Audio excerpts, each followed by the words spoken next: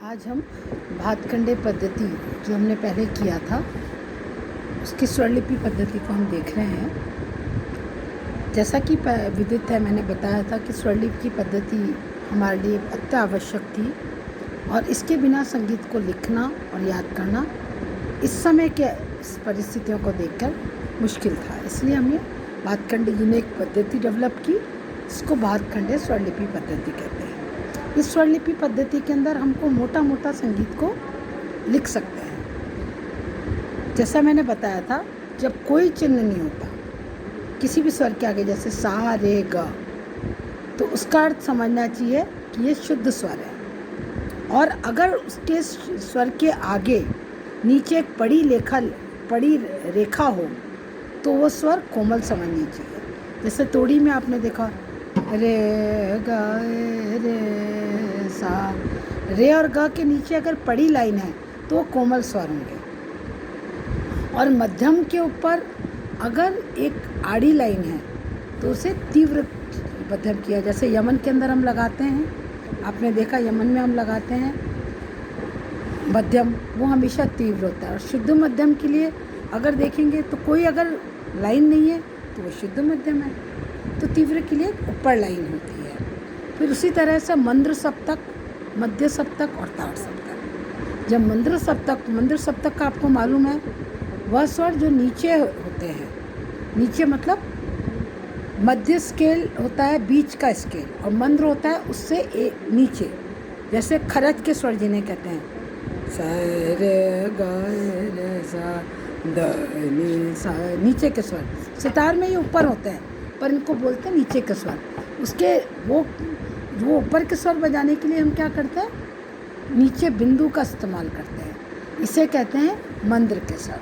और जहाँ कोई बिंदु नहीं होता उस स्वरों का अर्थ होता है मध्य सप्तक में बजाना। और जिन स्वरों के ऊपर बिंदु होती है उसका अर्थ है ताड़ सप्तक मतलब सितार में हम नीचे जाएंगे, सा के बाद सा रे ग म द, तो वो वाले स्वर जो ऊपर बिंदु वाले हैं सा रे ग म, वो ताड़ सप्तक के अंदर होंगे। सितार का एक सबसे इम्पॉर्टेंट पहलू होता है मीड़ खींचना। मीड़ के लिए भी भातखंडे जी ने हमें एक चिन्ह दिया है जिसको अर्ध चंद्राकार ऊपर आता है। जैसे माँ, मैं आपको सारा लिख के भेज रही हूँ, जस्ट आपको समझाने के लिए बता रही हूँ। जैसे माँ पा धानी लिखा हुआ है और उसके ऊपर एक अर्ध चंद्राकार हमने बना दिया। इसका अर्थ है यह स्वर सितार में या गाने में मीड़ के द्वारा जाएगा, मध्यम से निषाद तक का मीड़ लगेगा।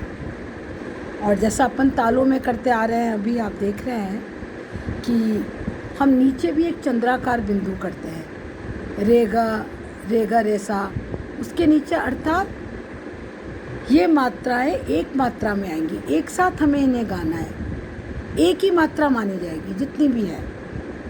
जो नीचे बिंदु, नीचे अर्ध चंद्राकार हो, वह एक मात्रा में कितने स्वर है ये एक ही मात्रा मानी जाएगी। जैसे रेगा रेसा, तो रे गा रे सा अलग लिखा हुआ है तो एक एक स्वर है ये, रे गा रे सा। और नीचे अगर बिंदु लग गया रेगा, मात्रा एक ही है, 1 2 3 4, मैं ऐसे कर रही हूँ, रे गा रे सा, ये सब एक एक मात्रा आ रही है।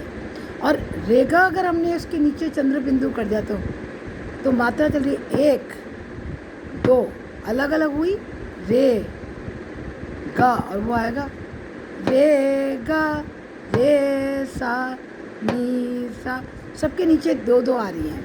अर्थात एक मात्रा के टाइम में हम 2 स्वरों को बजा रहे हैं। जिसके नीचे अर्ध चंद्राकार है उतने ही स्वर इस मात्रा काल में गाए या बजाए जाएंगे। ठीक है।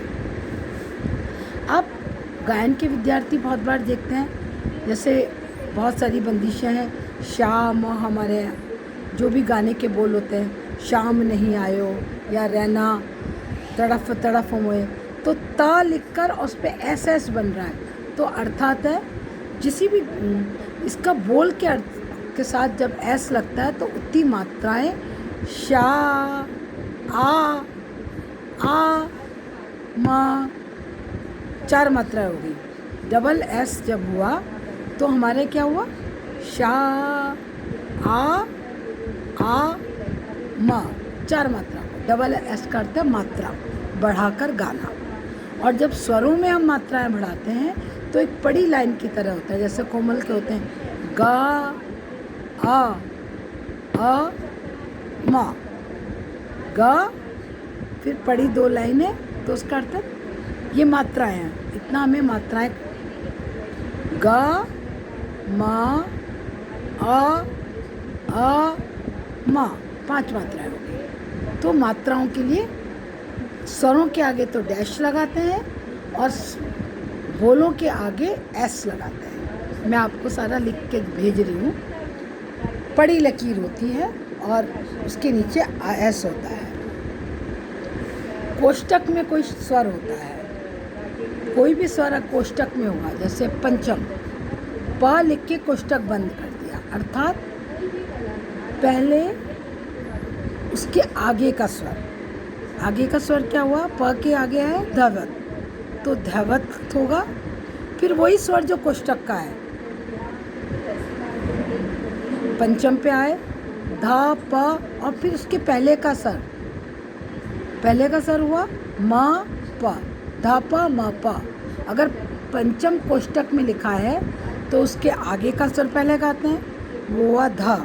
फिर वापस वही स्वर गाते हैं जो कोष्टक में पंचम, फिर उसके पहले का स्वर हो गया म, और फिर वापस कोष्टक के स्वर हुआ प। तो प अगर लिखा है कोष्टक में तो उसका अर्थ है धा, प, म, प हमें गाना या बजाना है। तालों के अंदर आपने देखा होगा कट्टस लिखा होता है। सम का अर्थ है, सम पहली मात्रा होती है, जहाँ कट्टस है वो सम का निशान है, जहाँ 0 है वो खाली का निशान है।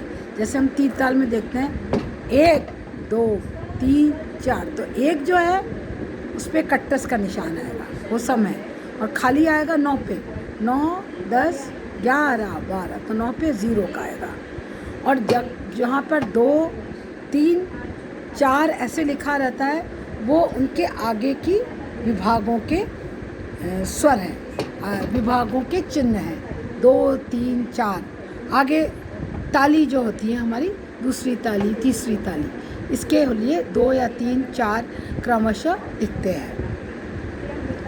ऊपर अगर जो 2 बिंदु होती है अपने तार सप्तक में तो 1 बिंदु होगी, पर अगर 2 बिंदु लिखा आती इसलिए अति तार में, जैसे परवीन सुल्ताना जी आपने देखा होगा अति तार में गाती हैं। जब 3 सप्तक होते हैं, मंद्र, मध्य और तार।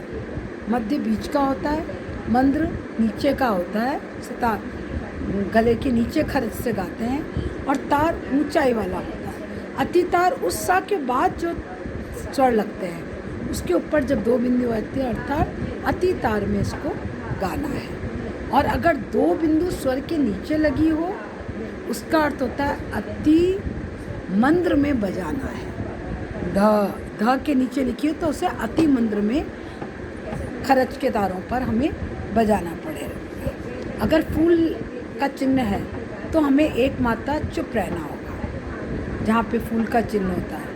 और कॉमा लिखा है, इसका भी अर्थ होता है कि हमें एक मात्रा चुप रहना है। इस प्रकार भातखंडे जी ने एक सुंदर सरल स्वरलिपि पद्धति के अंदर हमें बंदिशों को लिखना, तालों को लिखना, तानों को लिखना और संगीत को लिखना सिखाया है। मैं आपको आज सारे नोट्स दे रही हूँ, इसको आप ध्यान से पढ़िए और उसको मुझे बताइए। Thank you.